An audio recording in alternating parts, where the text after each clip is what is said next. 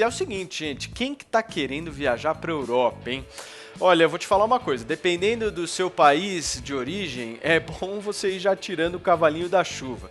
É que a União Europeia vai barrar turistas oriundos de países em que a pandemia do coronavírus esteja descontrolada.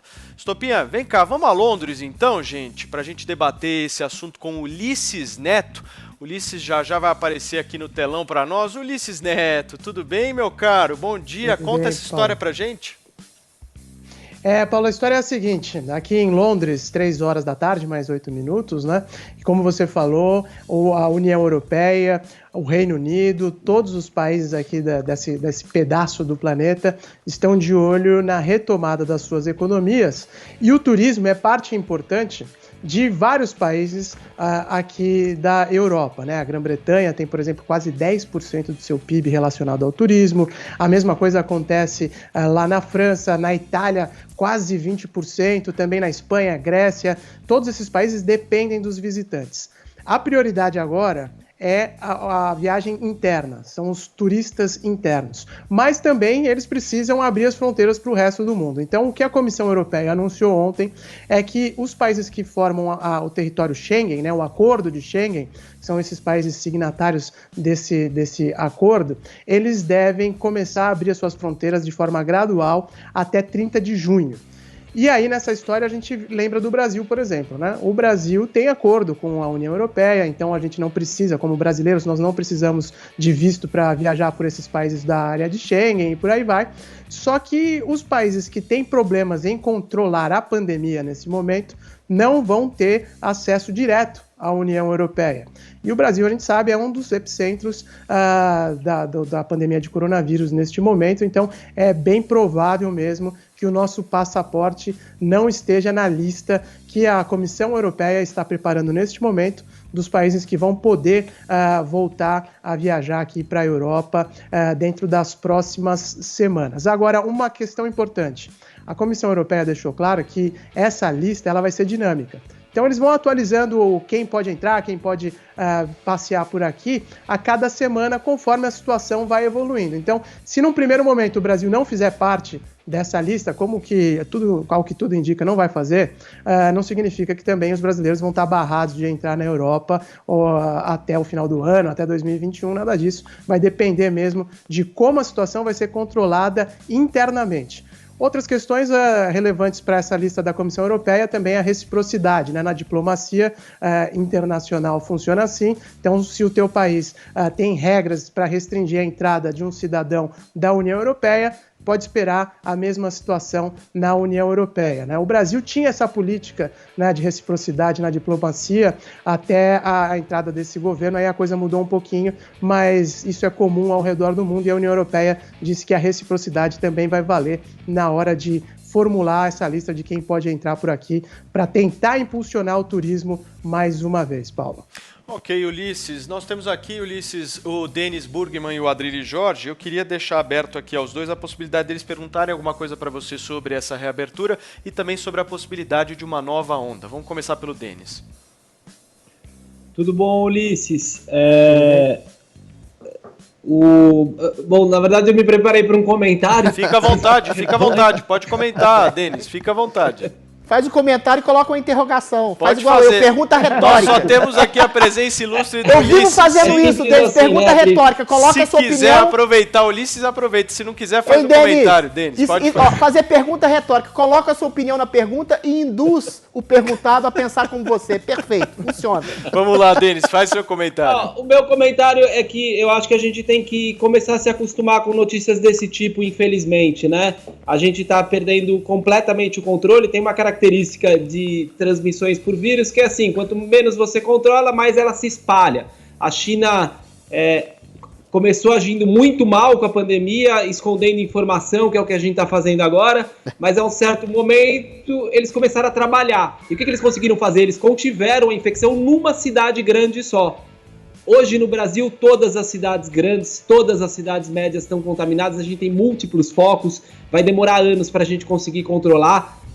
Hoje em dia, quando você olha para a América Latina, o Brasil tem 1/3 da população da América Latina. A gente tem mais de 60% dos casos na América Latina. Então, assim, prepare-se, daqui a pouco o Ulisses vai vir dar a notícia aqui de que o Uruguai não deixa mais brasileiro, agora não está deixando mesmo, mas a América Latina vai se fechar para o Brasil. O impacto na economia brasileira vai ser muito grande e vai ser de longo prazo, da falta de ação do governo. Ok, Ulisses quer falar? Você concorda, Ulisses?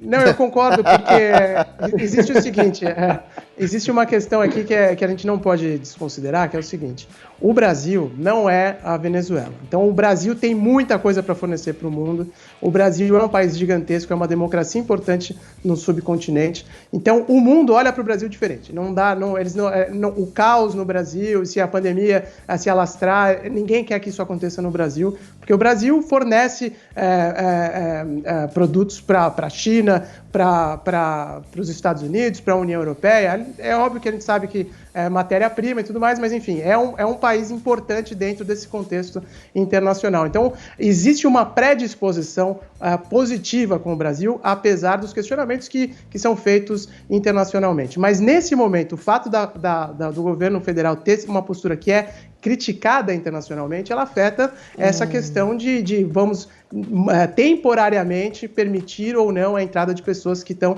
dentro do Brasil. E aí eu dou dois exemplos bem claros para vocês de coisas que aconteceram essa semana aqui comigo na Europa. Segunda-feira a gente pode voltar e ir ao dentista aqui na Inglaterra, já marquei a minha consulta. A primeira pergunta no questionário que os dentistas mandam aqui é: quais países você visitou nos últimos 15 dias? Se colocar Brasil, não tem consulta aqui, não pode ir. Eu trabalho com audiovisual aqui na Inglaterra também, projetos de fotografia e tal.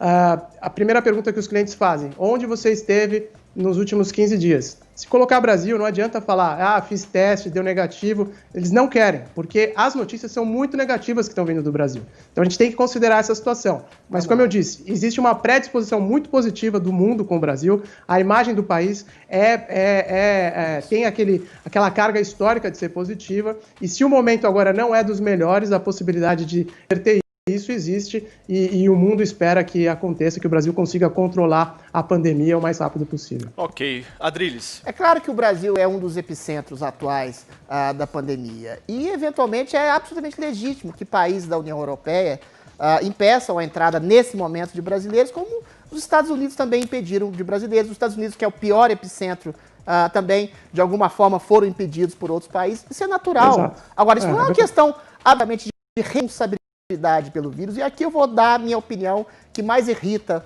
o Denis Russo, que é o seguinte: não é responsabilidade direta dos governantes brasileiros ou mesmo do Bolsonaro que o vírus seja uma coisa absolutamente errática e sem nenhum tipo de ideologia. É sorte, é absolutamente sorte. E é um azar que o Brasil, nesse momento, seja um dos epicentros da pandemia. E assim, é sorte de Mato Grosso do Sul não ter recebido pessoas com vírus e ter sido muito menos infectado que São Paulo, por exemplo, que responde por 1/3 dos mortos infectados. Quase metade dos casos de coronavírus do Brasil são colocados em São Paulo, Rio de Janeiro, Maranhão, Ceará. O resto do Brasil está absolutamente quase em situação controlável. Então é sorte, é azar de Nova York, apesar desse confinamento rígido, ter tido tantos casos e tantas mortes.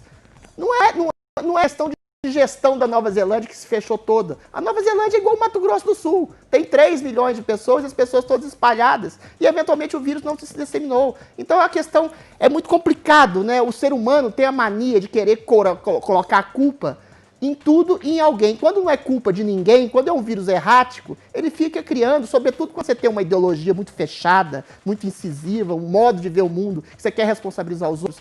Aí você fala que o Bolsonaro é genocida, que os governadores fizeram tudo errado, quando a questão desse vírus, que é errático, é sobretudo de sorte. Ninguém sabe, nenhum cientista sabe. Quando dizer que eles estão mentindo para você, meu caro ouvinte. Okay. Como é que é a dinâmica desse vírus? É sorte. Se o Brasil agora não puder entrar na União Europeia, que entre depois. Mas não é responsabilidade de absolutamente ninguém. É a pior tragédia para um idiopata ouvir. Não é responsabilidade de ninguém. E, eventualmente, todos erraram. Só para completar, todos erraram. O Bolsonaro, quando minimizou a crise. A OMS, quando fez essa escalafobética ordem de ordens equívocas. O Imperial College, quando previu uma tragédia absolutamente global de milhões de mortos. Então, querer colocar o Brasil se colocando contra organismos internacionais, isso para mim é muito mais vantagem do que demérito, sinceramente, porque a OMS, Imperial College, que fomentaram esse isolacionismo estúpido, burro, maluco e universal, vão causar muito mais mal ao mundo efetivamente que o Brasil, que teve o azar de estar no momento como um dos epicentros da crise. Ok, Adriles, deixa eu me despedir então. Ninguém é responsável por nada, né? A gente vai chegar longe assim. Não, existem graus de responsabilidades, mas você não pode chamar um presidente de genocida sendo que ele não fez nada absolutamente em relação ao combate ao coronavírus, meu caro. É absurdo. Posso fazer uma pergunta para Adriles? Pode fazer duas. Bem rapidinho, Paulinho. Não é para Adriles, na verdade, é para o Ulisses. Porque tudo grego. O primeiro-ministro da Terra também era um cara muito receoso, enfim, duvidava aí dessa política do isolamento. Ele foi uma pessoa que contraiu o vírus, que mudou o seu discurso no meio dessa história. Eu queria que o Ulisses falasse se ele acha que é sorte ou se o isolamento realmente prestou algum serviço na contenção do vírus aí na Inglaterra. Então, Paulinha, o Boris Johnson, ele teve uma posição, como você citou no começo, ele tentou minimizar, não chegou a falar nada de gripezinha e tal, não teve uma postura como o Bolsonaro, o Trump, mas ele minimizou também, disse que estava cumprimentando as pessoas, apertando mão, e aí a história a gente sabe, ele acabou sendo contaminado e mudou bastante a postura do país. O questionamento hoje, como o Adriles falou, e isso é verdade, a gente não pode perder de perspectiva. Todos os governos do mundo tomaram atitudes equivocadas no combate à pandemia, todos. E o governo britânico também. O principal questionamento aqui é que o governo demorou para fechar o país, porque o governo britânico, assim como o Brasil, teve tempo de olhar o que estava acontecendo no continente. A pandemia chegou depois aqui. E mesmo assim eles não agiram na velocidade esperada. Agora, o Boris Johnson fez um pronunciamento ontem dizendo o seguinte, existe uma lista de perguntas e de questionamentos ser feitos, de posturas que foram equivocadas do governo, mas que a gente ainda não sabe exatamente como o coronavírus se comporta e é difícil saber qual teria sido o resultado final. Mas ele está sendo questionado pelo fato de ter demorado para fechar o país, por ter mandado mensagens dúbias, e aí a quarentena aqui também meio que acabou naquela de tipo, agora já está tudo liberado, e principalmente pela dificuldade em conseguir os equipamentos, máscaras, vacinas, testes e insumos, né, para os testes e para desenvolver as vacinas, porque quando você tem uma postura de falar, não, esse problema não é tão grande, isso significa que o teu aparato inteiro de governo, incluindo a tua diplomacia, os seus cientistas e por aí vai, e os organizadores do sistema público de saúde, eles também não estão agindo num estado de emergência máxima, né? Então, quando o Reino Unido entendeu que precisava comprar teste, que precisava comprar máscara, já tinha uma fila gigante lá na China.